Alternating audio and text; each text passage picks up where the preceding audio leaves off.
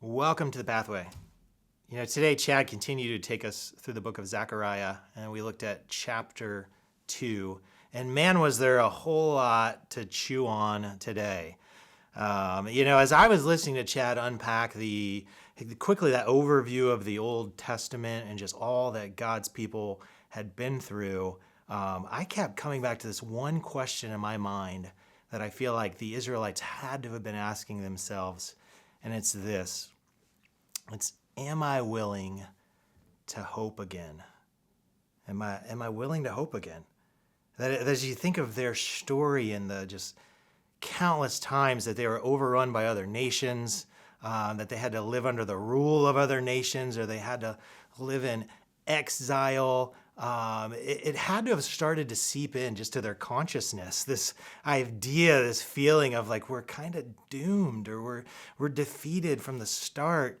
And I can relate with that, okay, because I'm a lifelong Cincinnatian, okay? So sort of like being a Cincinnati sports fan, right? It's like the Reds are up by 1. It's the bottom of the 9th inning. The reliever's going in, and there's a really loud voice in my head that was like, if I was a betting man, my money's going on the Brewers, right? Because you've seen that story play out time and time again. Or maybe you're a Bengals fan.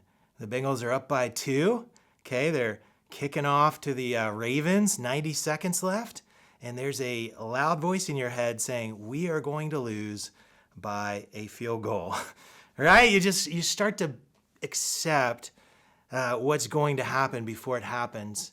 And I wonder for the Israelites if that was the story, the record that was playing in their head when God promised them, hey, you'll be able to return in 70 years. You can come back, rebuild the temple, rebuild your city. It's no wonder that many of them were so hesitant. And even it's no wonder that they started it, got the foundation built, and then kind of flamed out, that fear started to creep in to their minds.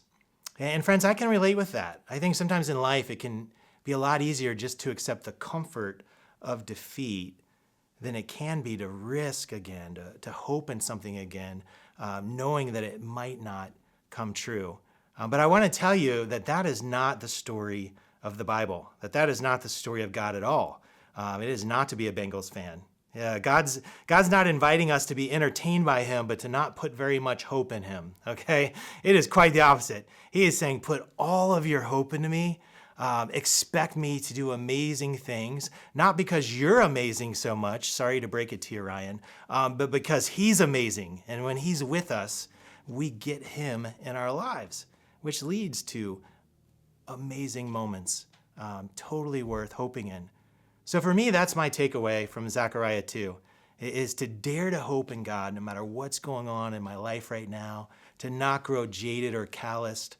I want to share with you one last verse from another minor prophet from the Old Testament. And this has been a life verse for me. Like I remember hearing this at a conference my first year in student ministry, and just feeling God was speaking this kind of over my life. In Habakkuk 1:5, he says, look among the nations and watch, be utterly astounded, for I will work a work in your days which you would not believe, though it were told you. That the promise of God is to expect things to be so amazing, to him to move in such amazing ways in your life, that if somebody would have told you a year before or a decade before, you wouldn't have even believed it. You would say, that is too outlandish. God could never do that. Friends, I hope this week you'll take me up on my challenge to dare to hope in the God of the universe. Have a great week.